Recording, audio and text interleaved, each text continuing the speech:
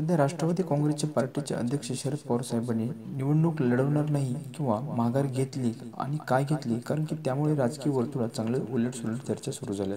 खरं तर शरद पवार साहेब मतदारसंघासाठी इच्छुक होते, पण कौटुंबिक कलहामुळे त्यांनी ही माघार घ्यावी लागत असल्याची चर्चा आहे.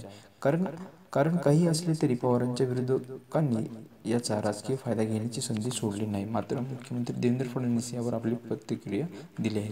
शरद पवारांनी निवडणुकीच्या मैदानातून माघार घेणे हा युतीचा मोठा विजय असल्याची प्रतिक्रिया मुख्यमंत्र्यांनी दिली.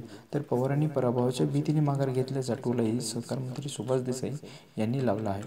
पवारांच्या निर्णयावर भाजपाने हात धुवून घेतले आहे. महिनाभर बैठका घेतल्यानंतर दौरे केल्यानंतर माढा येथे पराभवाच्या भीतीने पवारांनी माघार घेतल्याचे सुभाष देशमुख यांनी म्हटलं आहे. तसेच पवारांची माघार म्हणजे लोकसभा निवडणुकीत भाजपचा पहिला विजय हा माढामधून मिळाला असल्याचा देशमुखांनी जाहीर केले. तर मुख्यमंत्र्यांनी युतीचा हा मोठा विजय असल्याचे मत व्यक्त केले.